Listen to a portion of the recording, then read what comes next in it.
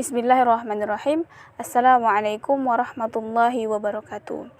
Alhamdulillah, pada kesempatan hari ini saya Dina Wahyu Utami akan menjelaskan ataupun memaparkan resume dari beberapa makalah yang telah teman-teman kami paparkan. Yang mana tugas ini adalah tugas yang diberikan oleh Al-Ustadz Muhammad Raihan Al-Haddad, MPDI. Yang mana pada MK beliau yaitu mata kuliah praktek penyusunan perangkat pembelajaran di sekolah. Materi yang pertama akan saya jelaskan yaitu langkah-langkah penyusunan RPP. Nah, langkah-langkah penyusunan RPP sendiri memiliki 7 langkah. Yang pertama, mencantumkan identitas, merumuskan tujuan pembelajaran, menentukan materi pembelajaran, menentukan metode pembelajaran, menentukan kegiatan pembelajaran, memilih sumber belajar, dan menentukan penilaian. Sebagaimana RPP ini merupakan hal yang sangat penting.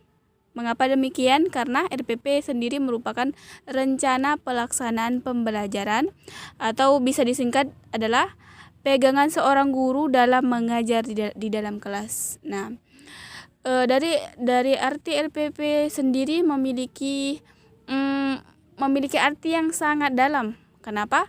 Karena RPP bisa diartikan secara keseluruhan sebagai pegangan guru. Nah, dan materi yang kedua yaitu prinsip-prinsip pengembangan RPP.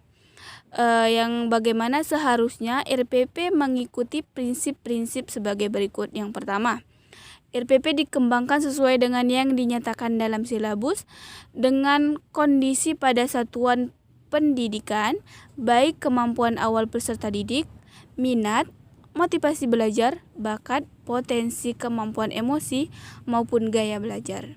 Nah, dan yang kedua yaitu RPP mendorong partisipasi aktif peserta didik.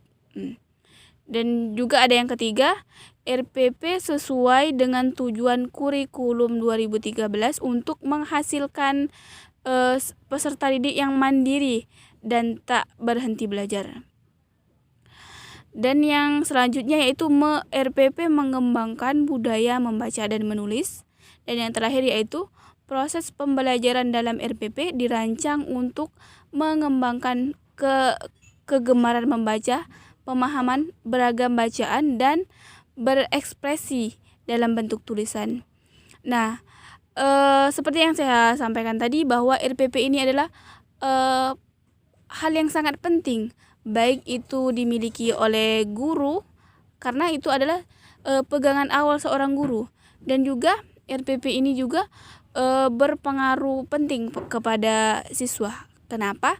Karena RPP juga mengikuti ataupun bertujuan untuk meningkatkan motivasi belajar, dan juga meningkatkan gaya-gaya pemahaman ataupun pemahaman yang bervariasi dalam pembentukan RPP tersebut. Dan baiklah, sekarang masuk kepada materi yang ketiga yaitu perbedaan silabus dan RPP. Nah, tentu silabus dan RPP berbeda. Kenapa? Karena RPP adalah terletak pada suatu yang direncanakan atau dicapai. Sedangkan silabus merencanakan pembelajaran dalam satu semester, sedangkan RPP merencanakan pembelajaran dalam 1 kali tatap muka atau 1 bagian materi pembelajaran.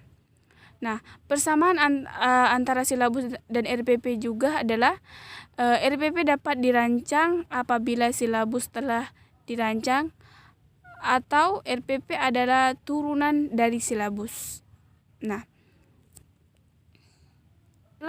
dan yang keempat yaitu perbedaan komponen RPP, kurikulum KTSP dan K13.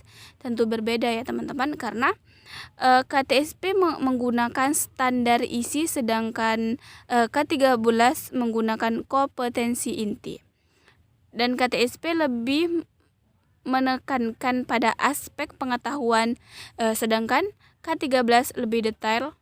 Dan pada KTSP jam mata pelajaran lebih sedikit daripada K13 yang mempunyai jam mata pelajaran yang lebih banyak. Dan pada KTSP tidak terdapat penjabaran sumber belajar, sedangkan K13 menggunakan penjelasan sumber belajar. Dan yang selanjutnya yaitu pada K13 menjelaskan beberapa poin secara rinci, yakni tujuan pembelajaran, materi pembelajaran, metode pembelajaran, dan langkah-langkah kegiatan pembelajaran.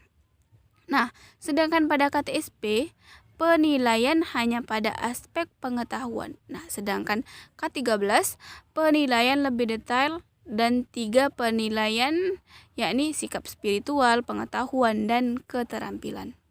Nah, dan yang selanjutnya yaitu prinsip pengajaran berbasis modul.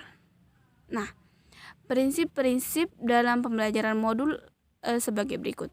Yang pertama, modul menggunakan paket instruksional mandiri, artinya dipelajari secara perorangan atau kelompok yang sebaya melalui pengamatan belajar. Dan modul dalam batas normal sangat sesuai dengan perbedaan individu, sekalipun guru meladeni secara simultan semua kebutuhan siswa. Dan juga modul disusun atas dasar tujuan instruksional khusus pada modul sangat realistik. Dapat dijangkau oleh setiap siswa yang mempelajari dan segala karakteristik yang dimilikinya. Dan juga modul menggunakan konsep asosiasi struktur dan aturan pengetahuan. Dan juga menggunakan variasi alat dan media yang relevan. Memerankan siswa aktif berpartisipasi dalam belajar dan selalu mendorong siswa untuk melakukan pemantauan respon tertentu. Dan yang terakhir, modul menggunakan strategi penilaian penguasaan pengetahuan secara tuntas. Yang terakhir yaitu langkah-langkah penyusunan modul di sekolah, yang mana menurut Sudarjah dan Rifai, langkah-langkah penyusunan modul adalah menetapkan atau merumuskan tujuan instruksional umum menjadi tujuan instruksional khusus, menyusun butir-butir soal evaluasi guna mengukur pencapaian tujuan khusus, mengidentifikasi pokok-pokok materi pelajaran yang sesuai dengan tujuan khusus, dan menyusun pokok-pokok materi dalam urutan yang logis, menyusun langkah-langkah kegiatan belajar siswa, memeriksa langkah-langkah kegiatan belajar untuk mencapai tujuan. Baiklah, Dan mengidentifikasi alat-alat yang diperlukan dalam kegiatan belajar dengan modul sangat itu. berpengaruh ataupun sangat bermanfaat. Kenapa? Karena di dalam kami mempelajari mata kuliah praktek penyusunan pembelajaran, di dalamnya terdapat materi-materi yang seharusnya kita calon guru yang berpendidikan harus memiliki sifat-sifat yang baik tersebut, seperti mengetahui fungsi RPP, mengetahui cara pembuatan RPP ataupun dan juga silabus. Sedangkan modul-modul dan juga KTSP ataupun K13 itu semua harus ada dan harus dimiliki dan dipahami oleh seorang guru. Seperti yang saya katakan dari awal, bahwasannya praktek penyusunan pembelajaran ini sangat penting ataupun sangat harus dimiliki oleh seorang guru ataupun harus dipahami. Karena seperti contoh yaitu RPP bisa diartikan sebagai pegangan seorang guru. Nah, yang mana seorang guru harus mempunyai pegangan, harus mempunyai acuan ataupun penguat dan juga materi. Begitu. Jadi mungkin ini saja yang dapat saya sampaikan. Lebih dan kurang saya mohon maaf. Saya akhiri dengan ucapan billahi taufik wal hidayah. Assalamualaikum warahmatullahi wabarakatuh.